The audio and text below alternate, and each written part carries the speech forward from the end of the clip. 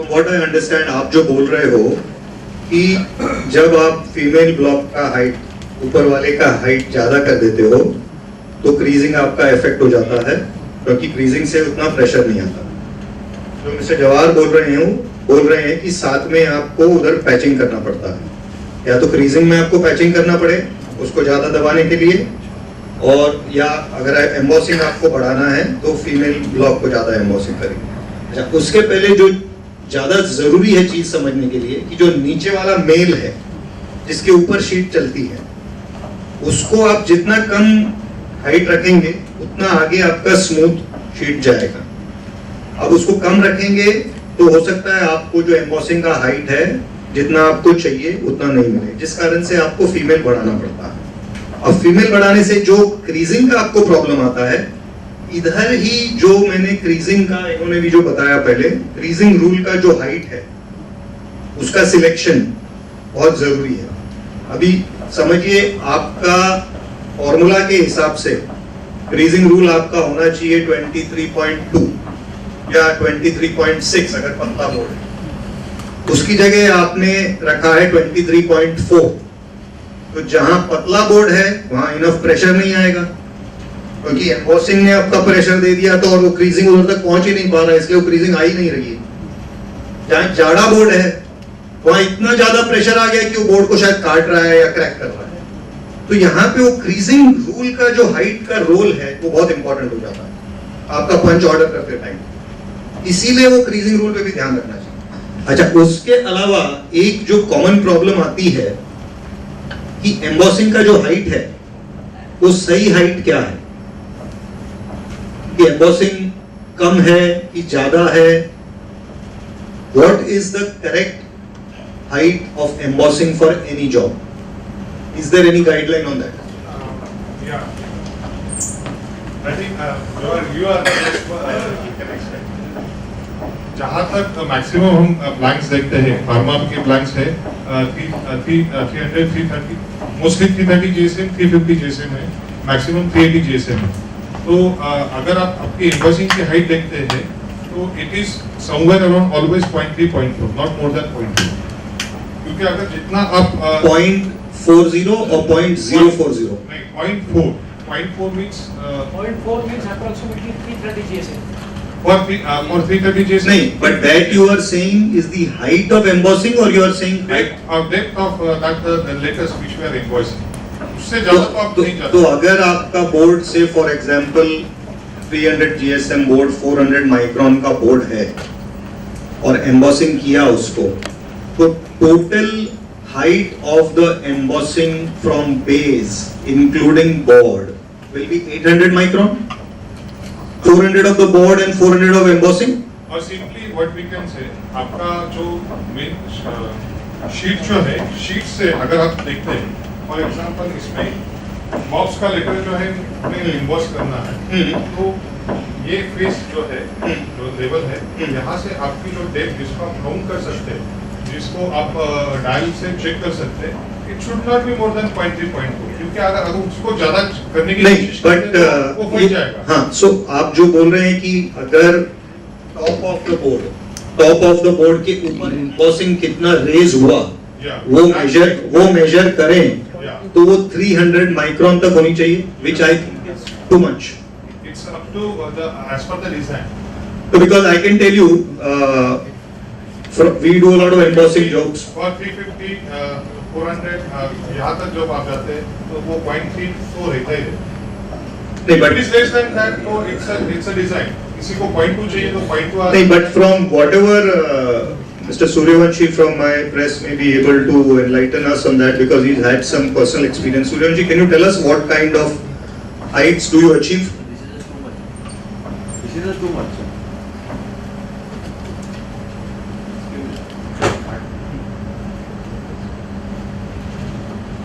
नहीं, उसमें इन्वॉइसिंग नहीं है। पर आपको क्या हाइट मिलता है? आपको क्या हाइट? आपकी रिक्वायरमेंट है उसके हिसाब से आपके टूल्स बनेंगे। एम्बॉसिंग की हाइट जो मुझे मिलती है तो 0.4 से ज्यादा ही मिलती है। नहीं, 0.04 की बात नहीं कर रहे। You are talking 0.04. हाँ, He is talking 0.4. 0.4. Yes. 0.3, 0.4. It's up to See, you. from What kind of- whatever we do, if we are able to achieve 0.15 or 0.2 in certain FBB jobs and thick jobs, it's amazing. 200 micron 0.2 अगर achieve कर लिया तो मतलब it's unbelievable. 0.1 to 0.12, 100 to 120, 150 micron किया तो it's absolutely acceptable, and even up to 80 micron, 0.08 is considered as good, because 0.3 with due respect to you मैंने तो कभी नहीं देखा. हमारे पास कुछ सैंपल्स है. It's depend upon again your board. जो आपके लेटर की जो साइज है वो भी उसमें मायने रखती है, क्योंकि छोटे अगर आपके लेटर्स है जिसको आपको एम्बॉस करना है तो वहाँ आप थिकनेस को दे ही नहीं सकते, क्योंकि वो स्प्रेड हो जाएगा ज़्यादा. नहीं, लेकिन उसमें आगे में क्या प्रॉब्लम आता है? फॉर एग्जांपल अगर 0.2 भी हमने किया, 200 माइक्रोन कोई जॉब में किया, आगे में जब फोल्डर ग्लूअर में हो जाता है वो घसता है. फ्लैट हो जाएगा. नहीं, फ्लैट होता है वो तो ठीक है, घसता है, इंक निकलता है, वार्निश निकलता है. What in case of braille? 0.08 में Braille, for What in example, case of braille? see, From whatever I know, correct me if I'm wrong, in Braille the internationally accepted height is 0.12, 120 micron only. और Braille जो भी आप लोग करते हैं jobs, उसमें अगर आप देखोगे तो 120 माइक्रोन में बहुत अच्छा फील आ जाता है, हालांकि डॉट्स इतने बारीक होते हैं. So similarly from whatever we have experience at least in our press, अगर आपने 0.15 भी कर लिया ना तो बहुत अच्छा एम्बॉसिंग आ जाता है. और उससे ज्यादा करने जाते हैं, we have had a major problem in one job recently when हमने 0.2 या शायद कितना किया था, आई डोंट रिमेम्बर, और वो जॉब में काफी जगह 5-7 जगह एम्बॉसिंग थी. It was a multi colour ITC board, UV varnished. Folder gluer पे क्योंकि इतनी जगह वो एम्बॉसिंग थी तो हमको बेल्ट का पोजीशन चेंज करने के लिए बहुत ज्यादा जगह नहीं मिली. वो पूरा माल रिजेक्ट हो गया बिकॉज वो पूरा एम्बॉसिंग दब के घस गया, वार्निश निकल गई, इंक निकल गया. अभी उस केस में आपका जो जहाँ आपने ब्रेल यूज किया है, जहाँ आपका एम्बॉसिंग है, तो उसको फोल्डिंग ग्रीन में क्या केयर आपको लेनी है. तो जो हमारा दूसरा सेक्शन है हम जब चालू करेंगे तो उसमें सेटिंग पैरामीटर्स है, उसमें हम वो कवर करेंगे. उसमें आप देख सकते हैं कि सेटिंग कैसी की जाए. अब जैसा कि आपने बताया कि आपकी रिक्वायरमेंट है, फाइनली आपका जो कार्टन है, कार्टन में एंड कस्टमर जो है उन्होंने आपको क्या रिक्वायरमेंट दी है. इट में भी 0.15, इट में भी 0.2, इट में भी 0.3, but that you have to achieve with the help of your tools. generally customers are not, at least in India, not so educated कि they tell us कि embossing का height इतना चाहिए, तो वो हाथ लगा के देखते हैं. हाँ, लेकिन जो डिजाइन है, जो हम इन्वॉइसिंग टूल हमें जो अगर मैन्युफैक्चर करके लेना है तो we have to specify the height. आपको वो डेप्थ जो है, इन्वॉइस की जो डेप्थ है वो कितनी चाहिए, उसके हिसाब से ही आपका टूल बनेगा. तो for that you have to go through that formula. There is no other way. दूसरा उसके लिए कुछ चारा नहीं है, क्योंकि हाथ से वो ओके है या नॉट ओके है. यस, ये क्वालिटी पैरामीटर्स जो है कोई अगर हाथ से बोल के चेक करके बताता है ये ओके है या नॉट ओके है, तो that is not a correct way. क्योंकि अगर कोई बोलता है कि एक को अच्छा लगता है, एक को नहीं अच्छा लगता है, तो उससे कुछ मतलब ही नहीं होता. आपको सीधा डायल इंडिकेटर से आप उसकी जो डेप्थ है, जैसा कि आप ना आपकी शीट की थिकनेस है वो डायल इंडिकेटर से नाप सकते हैं, वैसे ही आप पॉइंटर यूज करके, रेगुलर पॉइंटर यूज करके आपके डायल इंडिकेटर से जो हाइट आ रही है उसकी या डेप्थ जो आप देख रहे हैं, इन्वॉइसिंग है या डिवॉइसिंग है, तो दोनों जो चीज़ें हैं वो आप चेक कर सकते हैं. और वो चेक करके ही आपका जो टूल है उसके हिसाब से होना चाहिए. अगर आपकी डेट कम ज़्यादा आपको करनी है तो there is only one solution कि जो आपका टूल है उसके नीचे आइदर आपको पैचिंग जो शीट जो है वो ऐड करना पड़ता है या उसको आपको रिड्यूस करना पड़ता है. वही एक सिर्फ सोल्यूशन होता है. तो आपको आपका जो एंड कस्टमर है उन्होंने जो हाइट दी है उसको ही आपको फॉलो करना है, उसको चेक करना है और आपको यूज करना है. दूसरा तो उसके लिए कुछ अलग कैलकुलेशन ही नहीं हो सकता. आपको वो जेब अगर चाहिए तो वो चाहिए, वो आप ला सकते हैं. सिर्फ आपके जो टूल्स है उसके साइज में आपको कर लें. When you see the hand punching, the embossing effect is better than the one which you do on the automatic machine. Why so?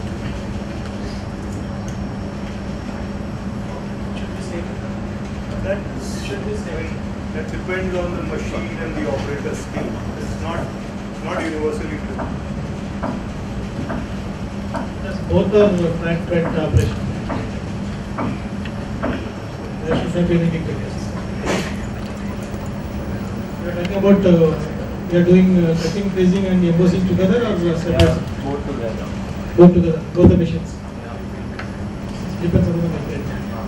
In fact आपका जो ऑटोमेटिक मशीन का जो प्रेशर है वो हैंड मशीन का आएगा ही 250 टन तक का प्रेशर एंड मोर आ सकता है। हैंड मशीन पे उतना प्रेशर कभी मिलेगा नहीं। तो जो ऑटोमेटिक पे बल्कि जो डेप्थ या क्वालिटी आ सकती है वो हैंड पे कभी आएगी नहीं। अल्टीमेटली ऑपरेटर के और आपके टूलिंग्स के ऊपर। ऑब्वियसली आपका हैंड पंचिंग रहता है 10 टन 20 टन 50 टन और कितना जाएगा machine can go for more than that certainly आपका 100 टन है 150 टन है 200 ton that can you can set on the machine obviously the automatic one hand punching में तो हो ही नहीं सकता जहाँ आपकी टनेज की रिक्वायरमेंट आपको चाहिए वो अगर आपको नहीं आती है तो ऑब्वियसली आपका जो डेप्थ चाहिए वो तो आपको कभी मिलेगी ही नहीं।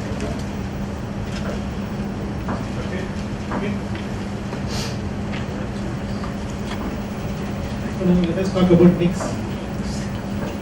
NICS is very important when you are running in automatic die cutting. Hand punching is okay. NICS plays a very important role to carry the sheets from the die cutting section to the stripping station and to the delivery. ऐसा tool में work करने का नहीं. If you do stripping with this tool, you can see small things coming out of the metal things coming out of the both side. This will catch the sheet and it will not allow you to run it properly. So you have to use a nick grinder or a tool like this to make a nicks. And the nicks should not be on the bridge. It should be almost you can say 10 millimeters from the bridge.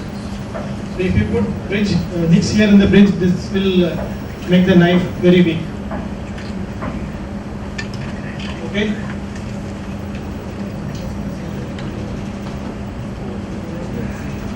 So now we'll see what is the thickness and height of the nicks we have to use. The depth will be, of course, sheet thickness plus 0.5. If the sheet thickness is 0.4, you have to put a depth of 0.9 or 1 mm.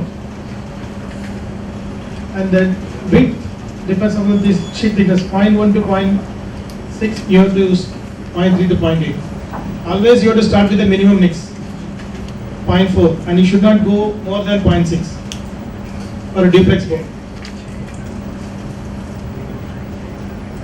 So the quality of cuttings improves and it mainly depends upon the type of nicks or the quality of nicks what you are using on the sheets.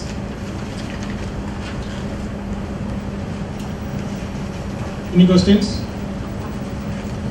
Okay, हम एक काम करेंगे actually हमारा 1 बजे का lunch time है तो we will take break after 10 minutes एक 10 मिनट के बाद हम ब्रेक लेंगे सर्टेनली आप अगर स्लाइड देखते हैं तो वहाँ आपके सवाल तो रहेंगे लेकिन सभी सवाल अगर हम यहाँ आंसर्स यहाँ देना चालू करेंगे तो वो टेक्निकली पॉसिबल नहीं होगा या एक्सप्लेनेशन हर एक स्लाइड का देना पॉसिबल नहीं होगा और जो हम मेजर चीज़ कवर करना चाहते हैं वो कवर नहीं हो पाएगा तो उसके लिए एक सोल्यूशन ऐसा है कि 2 चीज़ें हो सकती है कि हमारे यहाँ जो मशीन ऑपरेटर ट्रेनिंग है उस ट्रेनिंग के लिए आप लोग आ सकते हैं जो डायरेक्ट ऑपरेटर है जिनको मशीन चलानी है उनके लिए जो ऑलरेडी एग्जिस्टिंग ऑपरेटर्स है उनको थोड़े से उनको फाइन ट्यूनिंग करना है तो उस केस में हम कस्टमर केयर के यहाँ ऑन साइट ट्रेनिंग अरेंज कर सकते हैं या हमारे जो डेमो सेंटर है वहाँ भी कस्टमर के हिसाब से हम ट्रेनिंग अरेंज कर सकते हैं and specifically for the even owners जो ओनर लोग हैं तो उनके लिए भी हम ये कोशिश कर रहे हैं कि उनके लिए हम एक स्पेसिफिक ट्रेनिंग सेशन अरेंज करें ताकि उनको भी कुछ टेक्निकल पैरामीटर्स अच्छी तरह से समझ में आए तो ये सारी अरेंजमेंट जो है वो हम कर रहे हैं ऑलरेडी हमारे यहाँ चालू है कस्टम ट्रेनिंग हमारे यहाँ होता है हम साइट के ऊपर भी करते हैं 3 मंथ्स मशीन ऑपरेटर का ट्रेनिंग भी है ये सभी चीज़ें जो है इसका एक्सप्लेनेशन यही इसी वक्त समझना बहुत ईजी नहीं है क्योंकि कुछ चीज़ें हैं वो आपको मशीन के ऊपर समझनी पड़ेगी कुछ चीज़ें हैं वो आपको फिजिकली फील करके हैंडल करके पता चलेगी तो तो हम लंच के बाद कुछ हमारा जो प्रेजेंटेशन है वो आगे लेंगे और एट द एंड हम जो आपके जो सवाल जो है जो कुछ आए हैं तो उसको हम कवर करेंगे, क्योंकि मोस्ट ऑफ द प्रेजेंटेशंस जो स्लाइड्स है उसमें आपके सवाल जो है वो कवर होते जाएंगे। इसीलिए हमने इस जो शुरुआत की थी वो आपके सवालों से की थी और वो सवाल हमारे यहाँ रजिस्टर है। तो हम ये इंश्योर करेंगे कि जब हम आपको आपके साथ ये सब डाटा शेयर कर रहे हैं तो उसी सभी सवालों के क्वेश्चन जो है उसमें ही हो और वो आपको ठीक तरह से पता चले। So we'll take a break for lunch and we'll come back and we'll continue with the presentation. और आपके सवाल जो है वो हम एंड में सब आपको आंसर करेंगे। Is it okay? Okay? Yes. How much time are we breaking for lunch? 45 minutes. 45 minutes. So 145, 150, maximum 2 सब वापस आ जाए। एक दो चीज मैं और कहना चाहूँगा जिससे आपने भी रेस किया कि थोड़ा सा बारीक फर्क है वो उसमें क्या फर्क पड़ता है जनरल हो जाना चाहिए। आप जो बोल रहे हो एकदम सही है, पॉसिबल भी नहीं होता प्रैक्टिकल चीज प्रैक्टिकल यूजेज में कि वो 100 माइक्रोन का इधर करें उधर करें ये सब, लेकिन ये सब अपने को पता रहना जरूरी है नॉलेज के लिए। एक आपको आपकी दिनचर्या के हिसाब से एग्जाम्पल मैं देता हूँ। आप अगर कोई खाना खा रहे होते हो, किसी में थोड़ा नमक कम होता है, नमक ज़्यादा होता है, उसी से स्वाद में फ़र्क पड़ जाता है। छोटी सी चीज़ में स्वाद में फ़र्क पड़ जाता है और वो एकदम फैंटास्टिक हो जाता है। ये छोटी छोटी चीज़ों की अपने को जानकारी रहे ना, उससे भी जब प्रॉब्लम आए अपने, जैसे एम्बॉसिंग की बात की इसने एक जन आपने की थी सर, एम्बॉसिंग हाइट की, और तुम इन माय नॉलेज मैंने समझाने की कोशिश की कि क्यों क्रीजिंग फर्क पड़ जाती है। तो ये अगर जानकारी रहेगी तो ये प्रॉब्लम को टैकल कर पाएंगे। ये सब छोटी छोटी चीजों से आपकी क्वालिटी में बहुत ज्यादा फर्क पड़ता है। See you all back after lunch. Thank you. Patching. So now we will see something about patching with the tapes. So you have to use proper tapes. इधर आपको 0.03 का कटिंग चाहिए, उधर 0.03 यूज करने का है। इधर 0.05 के चाहिए, उधर 0.05 के चाहिए। ज़्यादा इधर कम चाहिए, उधर ज़्यादा यूज करते क्या होता है, बाजू वाला कटिंग कम होता है। So you have to use proper thing and there should not be no overlapping. Overlapping होता है वो क्रॉसिंग में आपका नाइफ है ना, उसका डैमेज ज़्यादा होता है।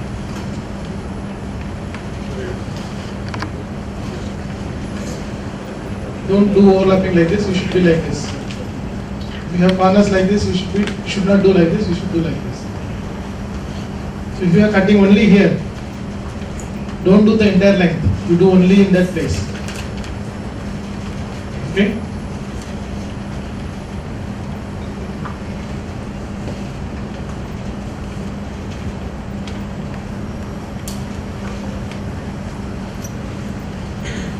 Main important things in the die is rubbering. If the rubber is not good, the ejections will not happen properly. So after die cutting, the sheet should come out of the die. If the rubber is not proper, it will stick onto the die. So we have to use two types of rubbers. See here, 70 shore hardness near the nicks. Wherever you have nicks, you should use 70 shore hardness, and other places you should use 35 to 40 shore. And you have corners like this. There also you have to use hard rubber. The main reason is hard rubber will not affect your creasing, nicks. If you are having a elastic rubber, it may take the sheets out and it may break the nicks. So you should use hard rubbers near the nicks and 35 to 40 shore on other places. Any questions?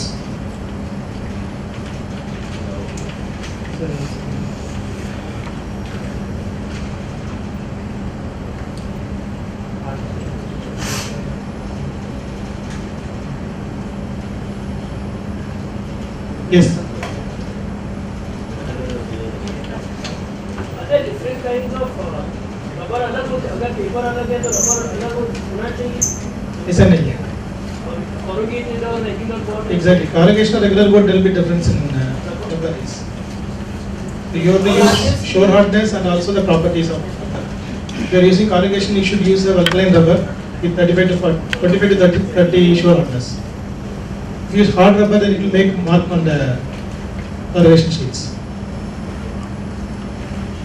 What about the height?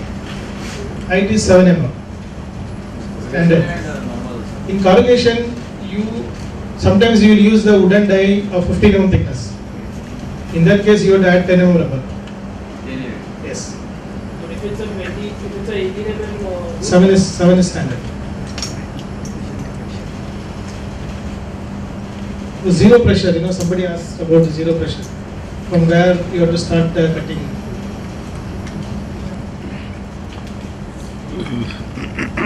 See, zero pressure. Whenever you are having a die cutting process, this is the process is happening. The die come and touches the thing, the pressure goes. Here the full cutting. Here it will be full cutting and again goes down. This is the point where the knife or the rubber touches the plate. So this is called 0 point. You have to find out this point with the machine. So you have to slowly increase the pressure and you have to find out from where then the knife is cutting the plate, touching the plate. In that pressure you have to take your, all these things you have to do in that place.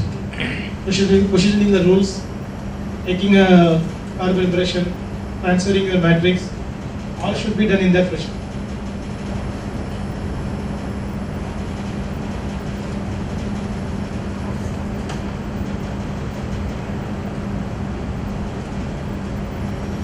Okay.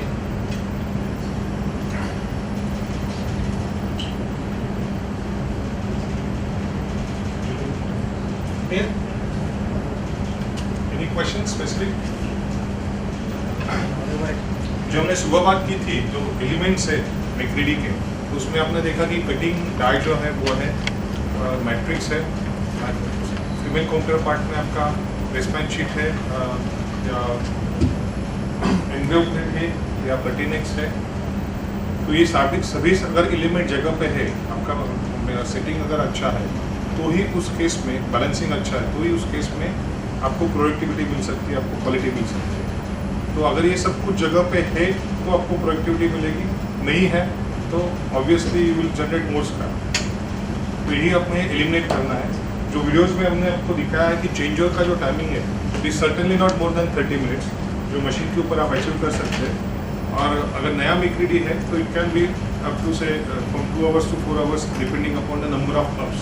अगर आपके number of ups ज़्यादा है तो आपको ज़्यादा वक्त लगेगा, क्योंकि उसमें पैचिंग के पिक्चर में, दोनों पैचिंग पिक्चर में और सेटिंग है, तो उससे ज़्यादा वक्त। अभी थोड़ा सा हम इसके साथ जो हमें कवर करना है वो जनरल मेंटेनेंस के ऊपर कवर करना है। तो वो हम चालू करते हैं कि जो हमारे लिए ज़्यादा ज़रूरी है, जिसे हमें वेरी रिगरसली फॉलो करना है, ताकि हम मशीन का जो लाइफ है वो बचा के रखें और मशीन अच्छी तरह से रखें और फाइनली हमें आउटपुट भी अच्छा है। So will start with some preventive maintenance and general maintenance. अगर आप देख सकते हैं तो डॉक्यूमेंट 55 जो है वो स्पेसिफिकली जनरल मेंटेनेंस के लिए रिजर्व है। इसमें आप देख सकते हैं मेंटेनेंस डेली है, वीकली है, मंथली है, हाफ ईयरली है, ईयरली है एंड एवरी 2 इयर्स। तो हर डे जो ऑपरेटर है उसको क्या प्रिकॉशन लेनी है, कहाँ उसको ध्यान देना है, ये सभी पॉइंट जो है वो मैनुअल में स्पेसिफाई किए हैं। अगर हम ये मेंटेन करते हैं तो ही मशीन का लाइफ सही रहेगा और तो ही मशीन हमें अच्छा आउटपुट देगा। यही हमें इसमें से बताना है। जो पॉइंट्स है उसमें 2 चीज़ें सबसे ज़्यादा इम्पोर्टेंट है, एक तो है lubrication and second thing is cleaning. Lubrication में जितने सारे मूविंग पार्ट्स है, फॉर एग्जांपल चेन्स है, बेल्ट है, पुलीस है, तो वह सब जहाँ सभी जगह मूवमेंट है वहाँ आपको लुब्रिकेशन किसी भी हालत में देखना पड़ता है। मशीन में ऑयल लेवल जो है वो भी ज़्यादा इम्पोर्टेंट है, जिसको आपको ऑब्जर्व करना है। अगर वो कम होता है तो आपको उसको टॉप अप करना है। और क्लीनिंग जो है, जहाँ सेफ्टी सेल्स है, सेंसर्स है, उसको आपको रिगरसली फॉलो करना है, क्योंकि वो अगर क्लीन नहीं रहते हैं वो वर्क नहीं कर पाएंगे। बहुत जगह हम फोटो सेल यूज़ करते हैं, सेंसर्स यूज़ करते हैं, तो जिसमें वो क्लीन होने बहुत ज़रूरी है, नहीं तो उसके जो सिग्नल्स हैं वो हमें नहीं मिलते हैं, मशीन समझती नहीं और आपका मशीन जो है वो ट्रिप हो जाता है। तो ये ज़्यादा इम्पोर्टेंट है जहाँ आपको ध्यान देना है।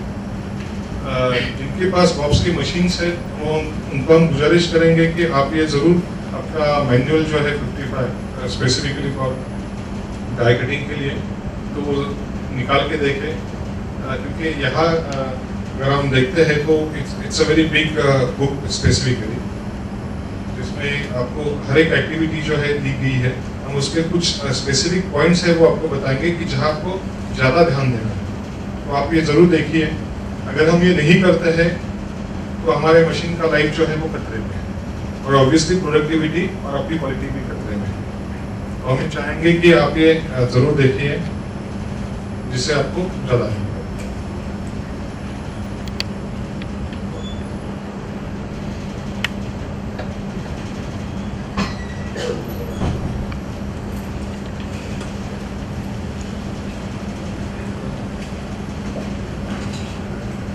अच्छा, क्लीनिंग जो हम बोल रहे हैं तो क्लीनिंग में जैसा कि ऑयल रिजर्वायर के हमने बात की कि ऑयल रिजर्वायर जो है उसकी लेवल आपको देखनी है और वो आपको किसी भी हालत में मेंटेन करनी है। क्लीनिंग एक इम्पोर्टेंट बहुत पैरामीटर हो जाता है कि जब आपका डाई कटिंग मशीन काम नहीं कर रहा है या ऑपरेटर चाय के लिए गया है, लंच के लिए गया है, डिनर के लिए गया है या कुछ काम के लिए गया है, तो उस वक्त अपर एंड लोअर चेस्ट ये जो दोनों रहती है डायसेक्शन में उसको बाहर निकालना है, क्लीन करना है और उसको बाहर ही रखना है। क्योंकि मशीन जब चलती है तो मशीन का स्पीड है, स्पीड में हीट जनरेट हो जाती है। अगर हम दोनों चीज अंदर रखेंगे तो उसमें ह्यूमिडिटी के कारण आपका अंदर कोरोजन होना स्वाभाविक है। कोरोजन अगर होता है तो आपके जितने सारे अंदर के एलिमेंट्स हैं वो रस्टी हो जाते हैं और वो रस्टी होने के कारण साइमल्टेनियसली उसकी एक्यूरेसी भी निकल जाती है, हिट मार्क्स आ जाते हैं और वो फंक्शन नहीं कर पाते। तो इस चीज में आपका जो अपर एंड लोअर चेस्ट है वो बाहर निकाल के रखना बहुत जरूरी है और आपको उसको क्लीन करना है। क्लीन करने के लिए जो सॉल्यूशंस है वो बॉब्स ने स्पेसिफाई किए हैं, आप वहाँ देख सकते हैं। अल्कोहल बेस्ड केमिकल्स उसमें है, आप WD-40 भी यूज कर सकते हैं, कुछ लोग MTO भी यूज करते हैं। तो these are the specifically chemicals recommended for the cleaning of the chest। जो आप यूज करें, ये हमारा सजेशन आपको रहेगा।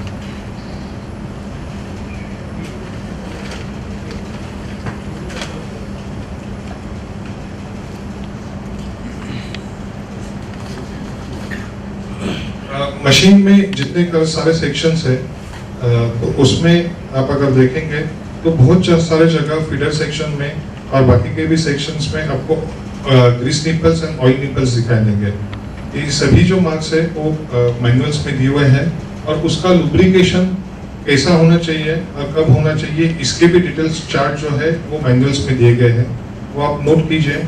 और जैसा सुबह हम बात कर रहे थे कि कोई मशीन सुबह आने के बाद मशीन चालू करने से पहले हमें ऐसे कुछ मशीन के ऊपर हम पॉइंट्स लगाए जिससे हमें हेल्प हो काम करने के लिए, हमारी दिक्कतें कम हो। तो उसमें सबसे ज़्यादा हम आपको ये स्ट्रेस करेंगे कि जो डेली मेंटेनेंस है और वीकली मेंटेनेंस है उसके जो हाईलाइट पॉइंट्स है, जो लुब्रिकेशन के पॉइंट्स है, क्लीनिंग के मिनिमम पॉइंट्स है, वो उस मशीन के ऊपर डिस्प्ले होने चाहिए और उसका एक चार्ट होना चाहिए जहां अगर आपको जहां डेली मेंटेनेंस करना है तो ऑपरेटर जो है वो डेली वहां आके देखे, अगर उसने लुब्रिकेशन जहां करना है वो किया है तो उस दिन का जो मार्क है वो टिक मार्क करे और उसे फॉलो करे। तो every day he can make a tick mark on that sheet. 10 point हम ऐसे निकालेंगे जिसमें आपको कहाँ लुब्रिकेशन करना है, क्या चेक करना है, जो हाईलाइट पॉइंट्स हम जिसको बोलते हैं हर एक मशीन के ऊपर हम लगाएंगे तो उसका ज़्यादा हमें बेनिफिट हो जाएगा। ये जो हाईलाइट पॉइंट्स है ये आपको आपके मैनुअल से मिल सकते हैं और आपके प्रिवेंटिव मेंटेनेंस मैनुअल से ही मिल जाएंगे। ओके, अभी थोड़ा सा सवाल जो आता है हमेशा, हम बात करते हैं कि बहुत बार ऑपरेटर अच्छा है, मशीन का बॉब्स का है, सब कुछ है, लेकिन मशीन प्रोडक्टिविटी नहीं देता है। तो उस केस में हम आपको ये रिक्वेस्ट करना चाहेंगे कि जो आपके पार्ट्स है, मशीन बहुत बार ऐसा होता है कि आपकी मशीन से 15-20 साल, 25 साल, 30 साल पुरानी है, तो उस केस में जो उसका जो पार्ट्स के जो लाइफ है, बेरिंग्स के लाइफ है या अदर पार्ट्स है, उसका अगर लाइफ खत्म हो गया तो there is no doubt that you have to change that parts. अगर आप उसको पार्ट्स चेंज नहीं करते हैं, सेफ्टी है, अगर सेफ्टी बाईपास करके आप काम कर रहे हैं तो उस केस में आपको प्रॉब्लम आना ही आना है। तो अगर जितना आप उसको सही तरीके से चलाते हैं, सही पार्ट्स मशीन के ऊपर यूज करते हैं, तो आपको दिक्कतें कम आएगी और आपको प्रोडक्टिविटी मिलेगी। उससे दूसरा तो कोई ऑप्शन नहीं है कि अगर हमारा पार्ट्स खराब है तो उसी हालत में हम उसको चलाते हैं, तो उससे फिर सिर्फ एक ही होता है कि हमेशा आपका वेस्टेज का जो परसेंटेज है, स्क्रैप जो है वो ज़्यादा बढ़ जाता है और आपका मेकनिक टाइम बढ़ता है और फाइनली आपका प्रोडक्टिविटी है वो कम आ जाता है। Okay,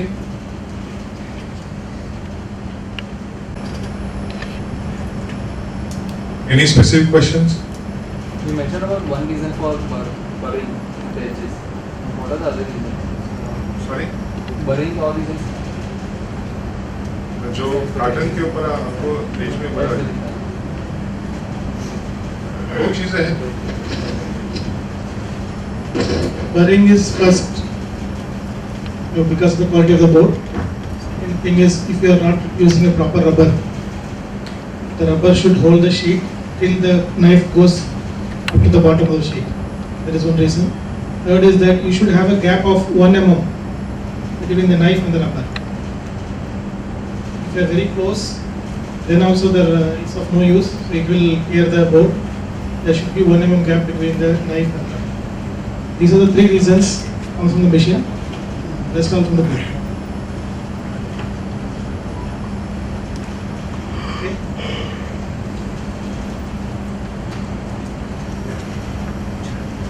thank you sir. तो अभी हम प्रोडक्ट लोड के साथ चालू करते हैं। यहाँ तक हमारा जो पार्ट था वो डाई कटिंग का था, जहाँ आपको शीट से ब्लैंक जो है वो कट करने हैं और ब्लैंक कट होने के बाद हमें वो फोल्डिंग मशीन के ऊपर लेने पड़ते हैं, जहाँ हम उसको फोल्ड करके उसका ग्लूइंग करते हैं। फाइनली आउटपुट जो है वो कार्टन हमें मिल जाता है। तो will start with some folding gluing videos and some information.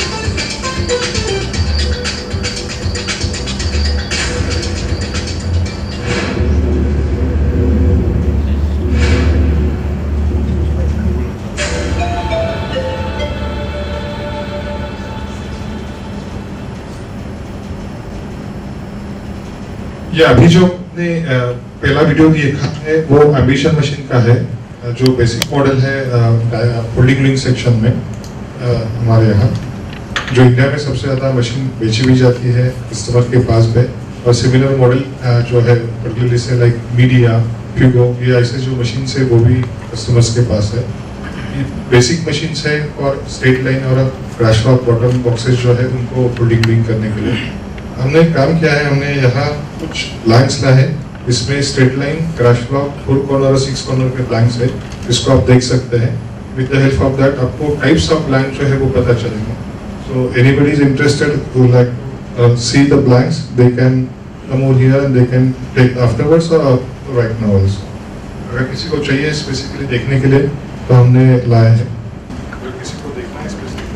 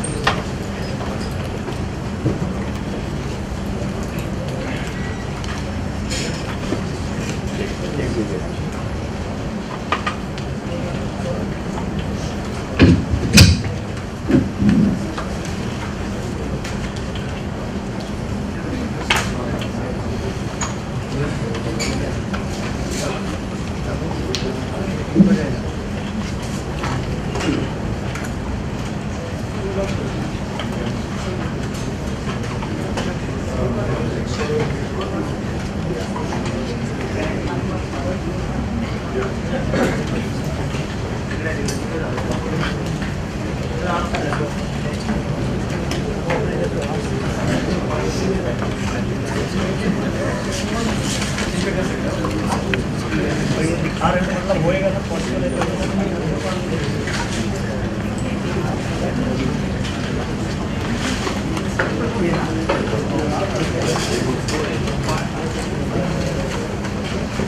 ताकि आपको कार्टन के टाइप्स जो है वो समझने में दिक्कत ही ना हो।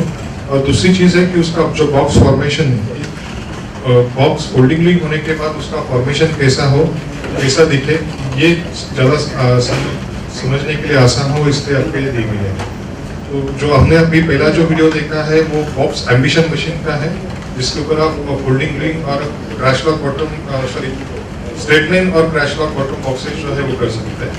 आगे के जो मशीन्स है उसमें एक्स्ट्रा फोल्ड है, जिसमें आप 4 कॉर्नर और 6 कॉर्नर बॉक्सेस भी कर सकते हैं।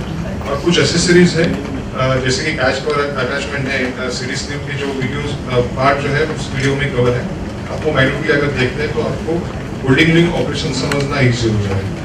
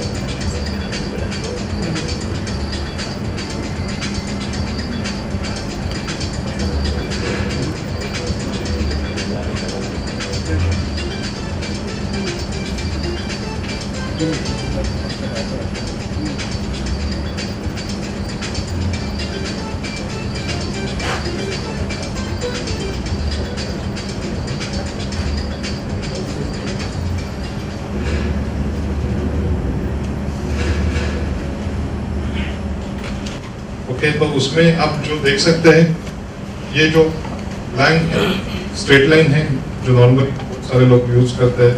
Straight line and crash lock सबसे ज़्यादा प्रोडक्शन हमारे यहाँ होता है। Straight line, crash lock bottom boxes, 4 corner tray and 6 corner. Okay, जैसा कि हमने थोड़ी देर पहले फॉर्मेशन के बारे में बात की थी, सुबह हमने थोड़ा सा ग्रेन डायरेक्शन, क्रीजिंग डायरेक्शन के बारे में भी बात की थी। तो फॉर्मेशन जो है, कोई भी अगर आप बॉक्स लेते हैं और आपको उसको ओपन करना है, ओपन करने के बाद आपको सभी सरफेसेस जो है वो एक फ्लैट दिखने चाहिए और एक दूसरे को परपेंडिकुलर दिखने चाहिए। अगर ये ऐसा फॉर्मेशन होता है तो फॉर्मेशन करेक्ट है। उसमें इनसाइड स्टिकिंग ना हो, ऐसी सिचुएशन होनी चाहिए। अगर इनसाइड स्टिकिंग होता है तो आपका बॉक्स ओपन नहीं होगा, जो फॉर्मेशन के लिए आपको तकलीफ देगा। और जो 3 मशीन का हमने वीडियो देखा था, सबसे पहले मशीन थी एम्बिशन, जिसका मशीन का स्पीड है 300 मीटर्स पर मिनट। दूसरी थी एक्सपर्ट फोल्ड, जिसका स्पीड है 450 मीटर्स पर मिनट। और जो विजन फोल्ड है उसकी जो स्पीड है वो 350 मीटर्स पर मिनट है। ये जो स्पीड है ये आपका पेपर बोर्ड का स्पीड है, कार्टन का स्पीड है। इस स्पीड से मशीन मशीन के ऊपर आपका जो ब्लैंक है वो चल सकता है और इसको आप कन्वर्ट कर सकते हैं। तो यहाँ आप देख सकते हैं कि क्यूब के ऊपर जो नंबर ऑफ बॉक्सेस है that can be very from 10,000 to 1 lakh also. It's depending upon आपका जो कार्टन का साइज है और आपका टाइप जो है कार्टन का, उसके हिसाब से आपका कार्टन चलता है। अगर आपका crash lock 4 corner 6 corner boxes जहाँ पिक्चर में आ जाते हैं, जहाँ आपके रोटरी हुक और front hook and rear hook जो पिक्चर में आ जाते हैं, जहाँ आपको कॉम्पोजिट फ्लैप होल्ड करना है, तो उस केस में आपका मशीन का स्पीड ऑटोमेटिकली रिड्यूस होकर वो आ जाता है 150 मीटर्स पर मिनट, जो हम ऑप्टिमम स्पीड बोलते हैं। हाँ, थोड़ा बढ़ा भी सकते हैं, it's again depending upon your carton size, आपका कॉम्पोजिट फ्लैप है उसकी साइज क्या है, तो उसके हिसाब से आपका जो आउटपुट है वो फोल्डिंग लिंक का स्पीड जो है वो डिसाइड हो जाता है। थोड़ा सा हम और उसके पीपीटी में जाएंगे। अगर उसमें आप कुछ आपके स्पेसिफिक सवाल है तो मैं चाहूँगा कि आप पहले ही बताएं, ताकि हम हमारे जो प्रेजेंटेशन है उसमें वो मैक्सिमम कवर कर सकें। फोल्डिंग लिंक में किसी के कुछ स्पेसिफिक सवाल है तो आप प्लीज़ बताना चालू कीजिए।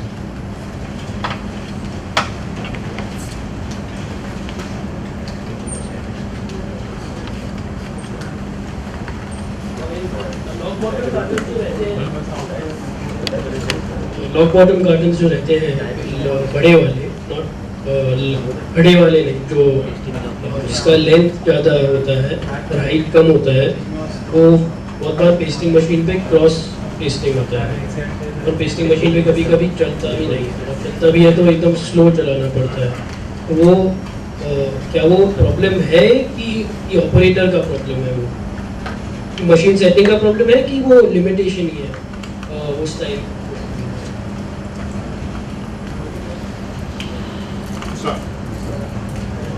सेल बी डिस्प्रोपोर्शनेट, आपका जो सवाल है वो सेल बी डिस्प्रोपोर्शनेट बॉक्सेस का है।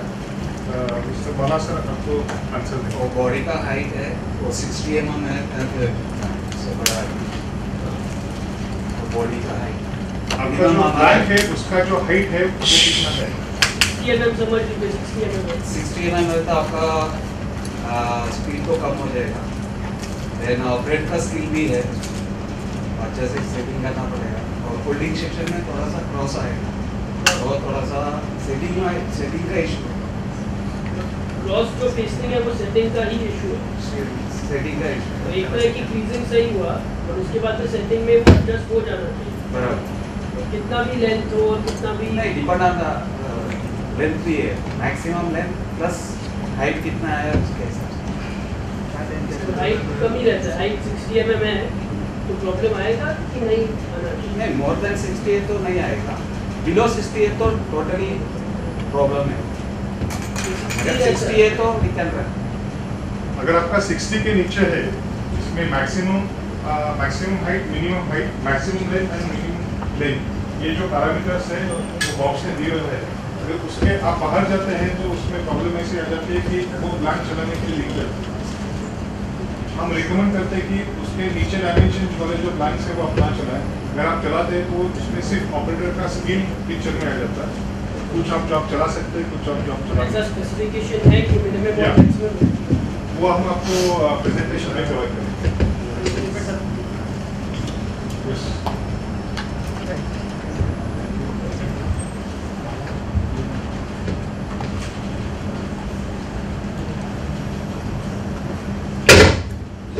लॉक बटन पे जो आउटर रहते हैं 20/10, तो जिसका लॉक बटन है अगर हम होल्ड करेगा तो वो पेजिंग के आसपास या पेजिंग के पास में बाहर आता है, ऐसा और जॉब में प्रॉब्लम आता है।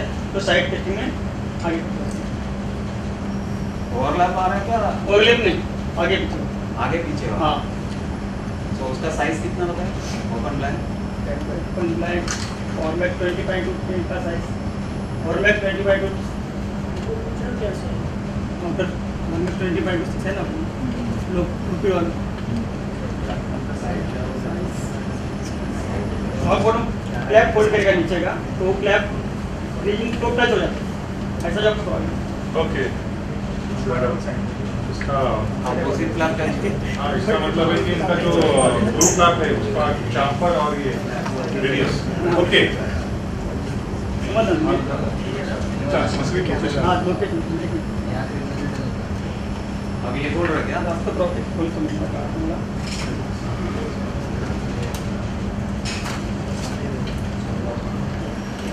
हाँ जो असे काय आपल्या डिक्रेजिंग आणि एवढी डिक्रेजिंग आणि एवढं कारण त्याच्यावरती अजून लांब आहे हा पोलिटिकल ग्रेजिंगला किंवा ग्रेजिंगच्या बाहेरही त्याचा आपल्या असं बोल कर रहे हैं ये कोरिलेट नहीं होता अरे ये प्रॉब्लम सेटिंग का अब चेक करना पड़ेगा आपको मशीन में सेंटर कन्वेयर होल्डिंग सेक्शन में सेंटर कन्वेयर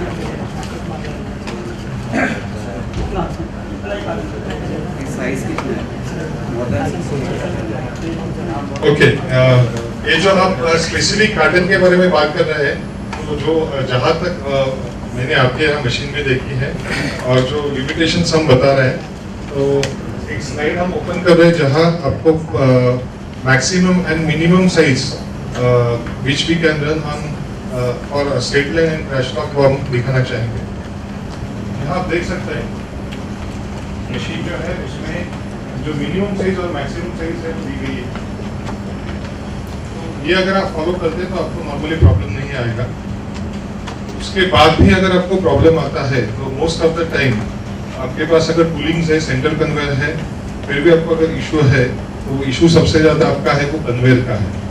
कन्वेयर में जो हमने ऑब्जर्व किया है लोगों के पास बोगीज जो रहते हैं तो उसके बेरिंग ठीक तरह से रन नहीं हो पाते।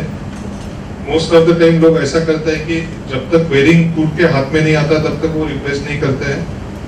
जो टूट के हाथ में आता है वही सिर्फ रिप्लेस करते हैं, उसका अपोजिट वाला बेरिंग जो है कन्वेयर जो है उसके जो बेरिंग्स है वो रिप्लेस नहीं करते। तो वो ऐसा हो जाता है कि जैसे आपका कार है, कार में आपने कार चलाई है, आपका कार का से for example kilometre reading 1 lakh kilometre हो गया है। Actually it should be 50 to 60,000 होने के बाद आपको जो टायर्स है वो चेंज करने हैं, लेकिन आपका 1 लाख किलोमीटर हो गया है और एक आपका टायर बहुत ही ज्यादा खराब हो गया। सिर्फ आपने एक ही टायर को अगर रिप्लेस किया तो जो आपका प्रॉब्लम आएगा वही सेम प्रॉब्लम आपका यहाँ आ जाता है। अगर आपका 1 लाख किलोमीटर हो गया है, जो आपको यूज करना था उससे भी आपने ज्यादा मोर देन 50% लाइफ उसको यूज किया है, तो आपको सभी टायर्स एक साथ बदलने हैं। अगर आपके जो कन्वेयर के बोगीज है, जो बेरिंग्स है, वो सभी आप अगर बदलेंगे नहीं तो आपका ये कोई भी प्रॉब्लम सॉल्व नहीं होगा और ये प्रॉब्लम सेटिंग से सॉल्व नहीं होगा। ये प्रॉब्लम जो है वो आपका मेंटेनेंस का प्रॉब्लम है। जो चीज की लाइफ खत्म हो गई है उसको आपको किसी भी हालत में रिप्लेस करना है। सेटिंग से आप जो माइनर प्रॉब्लम्स है वो कवर कर सकते हैं, लेकिन हर एक चीज आप ऑपरेटर के स्किल के ऊपर नहीं डाल सकते। उसमें मशीन की कंडीशन है वो भी ज्यादा मायने रखती है। ओके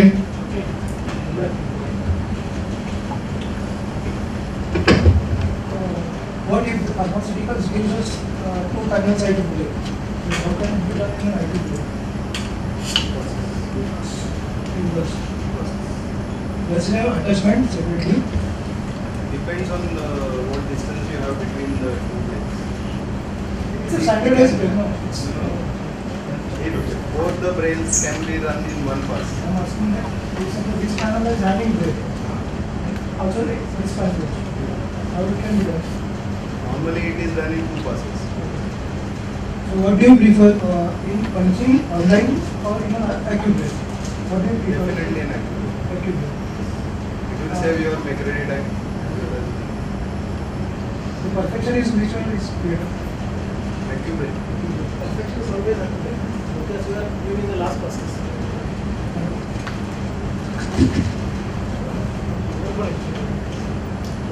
एक्यूब्रेल के जो आप बात कर रहे हैं तो वो एक्यूब्रेल होल्डिंग लिंक सेक्शन मशीन के ऊपर ही होना चाहिए।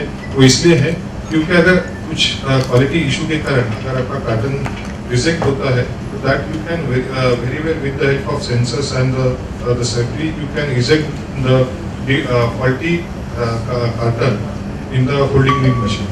अगर आप ये ऑफलाइन करने की कोशिश करते हैं या पंचिंग में करने की कोशिश करते हैं तो उसको सैग्रीगेट करना आपको वापस पड़ता है।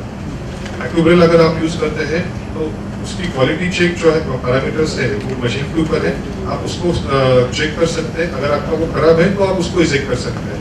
इससे आपका फायदा ये होगा कि आपका जो क्वालिटी कंपोनेंट कार्टन्स है वो फाइनल आउटपुट में आएंगे नहीं, डिलीवरी में जाएंगे नहीं, वो पहले उसमें एग्जैक्ट हो जाएंगे। तो वो online accrual system is the best solution.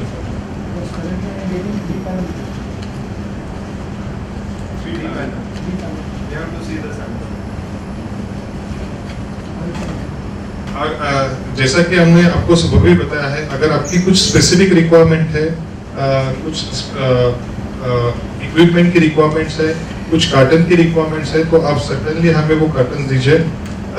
सभी लोगों के पास हम हमारा विजिटिंग कार्ड दे रहे हैं साइमल्टेनियसली, जो बॉस का एड्रेस है और कॉन्टैक्ट पर्सन है ट्रेनिंग में, वो भी हम आपको डिटेल्स दे रहे हैं। तो you can send your specific requirement to us and हम उसको कवर करेंगे। How deep should be the perforation on the facing flaps? Depth of perforation on the gluing pad. Blue flap का होल नहीं होना चाहिए, half cut. And how wide should it be? There are two, right? How wide should it be? Again, Yeah, no, the width and there are two, right? Normally you keep 2 or 3. How far should they be? Okay, जो आप perforation के बारे में glue flap के में बात कर रहे हैं, तो उसका मेन पर्पस है कि उसमें ग्लू जो है वो अंदर जाना चाहिए और जो स्टिकिंग है वो प्रॉपर्ली होना चाहिए। अगर वो कम है और ग्लू फ्लैप आपका ओपन होता है तो उसको आपको बढ़ाना पड़ेगा। And how many should there be? Any specific formula for number of perforations? Ideally, we say no perforations. Ideally, we say no perforations. Now people stop using perforations. Worldwide. It's required in a lamination. Lamination, we have other processes which can give a better bonding than. Because the problem is, if you are going for a quality checkup on a pattern, you will print the color code on the glue flap. If you put a perforation in the glue flap, you cannot read it. So people nowadays stops using perforations, and perforation affects your die cutting quality also. So now people are going for other processes like plasma treatment and a lot of things other than this to improve the bonding strength. And even the glue supply has improved a lot. You can get a good glue for sticking lamination. So nowadays using perforation has come down very drastically. So as far as possible, try to avoid perforations.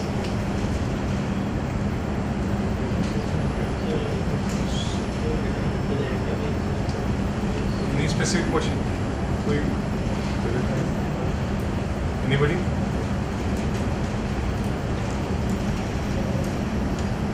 Okay, so shall we start with जो PPT है वो हम basic से चालू करेंगे।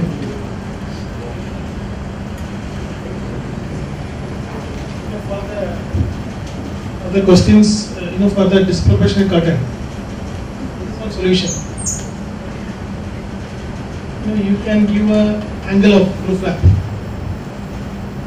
You see here, there will be one cotton thickness.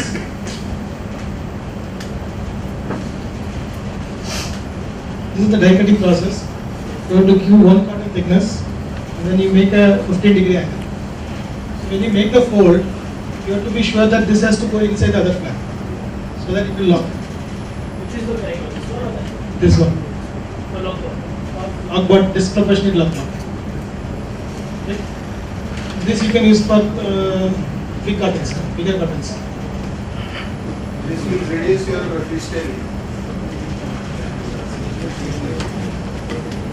और आपका and में जो ओपनिंग का इशू आता है, जहाँ बॉक्स होल्ड करना है, तो इनिशियल पोजीशन में आपका ग्लूइंग निकल जाता है, वो तो इशू आता है। तो वो अगर आपका 15 डिग्री है और रेडियस है तो आप इसको हैंडल कर सकते हैं। तो स्टार्ट में आपका जो बैक जो है वो होना चाहिए। Combination of both. That is one series that glue flap here. Second thing is you have to disproportionately equal 2M by giving an angle creasing should be in such a way cross that when you fold it, you have a 2 mm difference. So then you lock this glue flap into this. So you will get a perfect straight. So is it Mostly for disproportion. So you have done the 1 mm side wall up here, the previous side is on this. So now not in this. That is on the disproportionate pattern. No, the height is very less, length is more. That pattern we use. So after folding, so one of the panels should be 2 mm out. This panel should be 2 mm out. Where you have Should to be slightly cross. cross. Then when you fold it, this will come inside here. You will have the other panel and you will align. This creasing should be crossed in such a way that it should have the, you put it inside the lock. Then you get a perfect height. But when you say cross, you make the matrix slightly Not matrix. Creasing Using look. knife is slightly you put it slightly cross. When you say slightly an angle or You get 2 mm here. okay, so accordingly. 1.2 mm.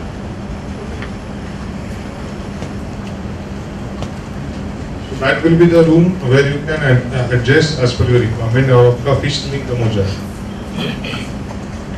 Any specific question?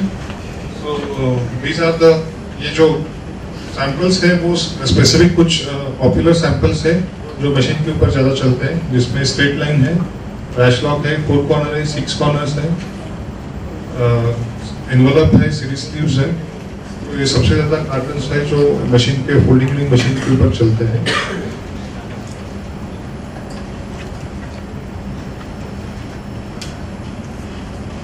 Different box types of boxes जो हम बोल रहे हैं, जिसमें हम सभी type के boxes cover कर रहे हैं. ऑब्वियसली कॉस्मेटिक्स है, फार्मा है, टोबैको है, कन्फेक्शनरी है, बेकरी आइटम्स है, सभी जो ब्लैंक्स हम बोल रहे हैं तो उसमें कवर करते हैं.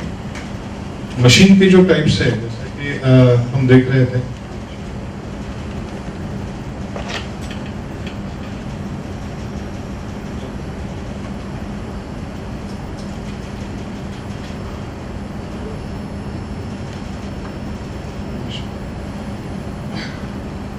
सो रेंज नॉर्मली यहाँ आज इंडिया में सबसे ज़्यादा पहले चालू हो जाती है, वो एम्बिशन से चालू हो जाती है, जो वेरी फेमस मशीन है for straight line and crash long bottom boxes. Machine का स्पीड जो है वो 300 मीटर्स पर मिनट है और बहुत सारे कस्टमर्स के पास ये मशीन है. लेकिन एक जो चीज़ हम हमेशा देखते हैं कि अल्दो उसका मशीन का स्पीड 300 मीटर्स पर मिनट है, लेकिन हार्डली लोग जो है 300 के आसपास भी नहीं जाते क्योंकि लोगों के पास हैंडीपैक ऑप्शन अवेलेबल नहीं होता है. उस स्पीड से डिलीवरी में ब्लैंक्स उठाना भी ज़रूरी है और वो सेम प्रॉब्लम्स आपको विजन फोल्ड या एक्सपर्ट फोल्ड के ऊपर भी आती है. तो अगर आपको मशीन जो सुबह हमने बात की कि बॉक्स का रेटेड स्पीड जो है उस स्पीड के ऊपर हमें अगर काम करना है तो हमें क्या करना है, तो उसके साथ जो ऑप्शंस है वो ऑप्शंस लेने आपको ज़रूरी होंगे. 300 मीटर्स पर मिनट, 350 और 450 मीटर्स पर मिनट के हिसाब से अगर हम ब्लैंक्स बनाते हैं तो कलेक्शन के लिए आदमियों की ज़रूरत नहीं होगी. उस केस में आपको किसी वजह में हैंडीपैक यूज़ करना पड़ेगा, जो आपने वीडियो में देखा है. यहाँ एक आदमी सिर्फ हैंडीपैक मशीन के ऊपर आराम से ब्लैंक्स उठा के बॉक्स में प्लेस कर रहा है. उसी जगह मोस्ट ऑफ द टाइम आप देख सकते हैं कस्टमर्स के पास डिलीवरी में 4 लोग खड़े हैं और वो जितना फास्ट हो सके उतना एज अ रोबो वो उठा रहे हैं और जो उनका स्पीड है वो मशीन का स्पीड डिसाइड हो रहा है. अगर वो ज़्यादा स्पीड से उठा सकते हैं तो मशीन ज़्यादा स्पीड में चलेगी और वो कम स्पीड से उठा रहे हैं तो उसी स्पीड में मशीन चलेगी. आप यहाँ देख सकते हैं कि हैंडीपैक कैसे पिक्चर में आता है.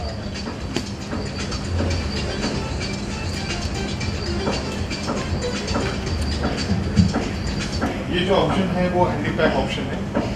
जैसे कि हम बात कर रहे हैं कि जो डिलीवरी है, डिलीवरी में नॉर्मली बहुत सारे कस्टमर के यहाँ 3-4 लोग खड़े हुए रहते हैं, वो वहाँ से कार्टन उतारते हैं. इंस्टेड ऑफ दैट अगर आप हैंडीपैक यूज़ करते हैं तो वो एक्सटेंडेड आपकी डिलीवरी हो जाती है और जो एंड में हैंडीपैक ऑप्शन के एंड में जो आदमी खड़ा है वो उसको आराम से उठा के बॉक्स में रख सकते हैं. So this is the best solution to utilize machine in proper fashion. आपको अगर मशीन का स्पीड जो है वो सही मायने में यूज़ करना है तो यही एक सोल्यूशन हो सकता है. और हमेशा एक स्पेसिफिकली बिल्डिंग लिंक के बारे में हम हमेशा बात करते हैं। ये प्रॉब्लम ज़्यादा करके डाई कटिंग में नहीं आती है। डाई कटिंग में ऑब्वियसली लोग जो स्पीड है वो ज़्यादा देने की कोशिश ही करते हैं, लेकिन फोल्डिंग लिंक में ये कभी होता नहीं, क्योंकि जो ऑपरेटर लोग हैं और दैट टू पर्टिकुलरली ये जो सारे लोग जो है उठाने वाले, ये कॉन्टैक्ट के ऊपर लोग होते हैं। मशीन जहाँ माल उठाना है, भरना है, पैक करना है, स्ट्रिपिंग करना है, टेपिंग करना है, ये कॉन्ट्रैक्ट के लोगों को दिया जाता है और वही लोग मशीन का स्पीड क्या होना चाहिए वो डिसाइड करते हैं। तो यहाँ ऑपरेटर का स्किल बहुत बार पिक्चर में आता ही नहीं। और सबसे इम्पोर्टेंट बात हम इसमें आपको बताना चाहेंगे कि जो मशीन में अगर हम कोई भी ब्लैंक लेते हैं तो ब्लैंक में जो वेरिएबल कॉस्ट जो है, तो ये बात बहुत मायने रखती है, क्योंकि आपका बोर्ड की जो कॉस्ट है वो फिक्स है, आपकी इंक की कॉस्ट है वो फिक्स है, आपकी पावर की कॉस्ट है वो फिक्स है, आपकी ग्लू की कॉस्ट है वो फिक्स है। तो बचा क्या है? सभी कॉस्ट फिक्स है। अगर आपका सेम प्लान से for example 150 meters per minute के हिसाब से चल रहा है और उसके आप से फॉर एग्जांपल 50,000 बॉक्स बना रहे हैं, वही अगर 300 में चलेगा और इंस्टेड ऑफ 50,000 बॉक्सेस से for example you are getting 80,000 boxes per hour या 90,000 बॉक्सेस पर आवर, तो इसका मतलब है कि सेम मशीन के ऊपर, सेम बोर्ड के ऊपर, सेम जो ओवरहेड्स है वो सब लेके आपका प्रोडक्शन ऑलमोस्ट 80% 90% बढ़ा है। और वो इसलिए हो रहा है क्योंकि आपने हैंडी पैक लगाया है, आप वहाँ कार्टन जो है वो आप कलेक्ट करवा रहे हैं। हैंडी बैग का और एक वीडियो है, वहाँ हम आपको एक कस्टमर लिंक पे यहाँ दिया गया एक वीडियो है, आप देखिए जरूर।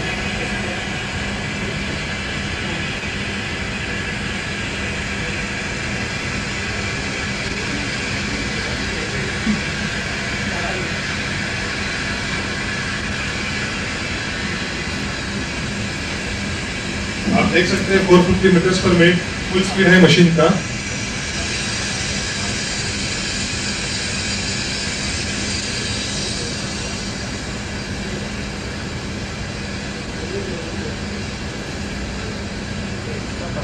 मोर than 79,000 boxes per our.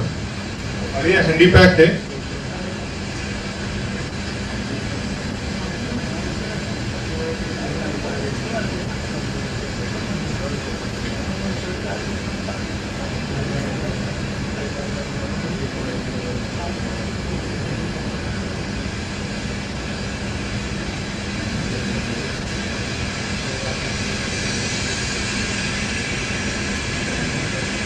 $81,000 boxes per our. जो कलेक्शन है वो बहुत इजी हो जाता है और ऑब्वियसली अगर आपका सेम कॉस्ट में अगर आपका प्रोडक्शन डबल हो जाता है तो obviously you can understand how big profit is there we are earning. तो if you want to have more profit, हमें पैसा ज़्यादा चाहिए तो स्पीड ज़्यादा चाहिए और वेस्टेज ऑब्वियसली कम होना चाहिए। So we should go for proper accessories and attachments on the machine and proper options of the machine.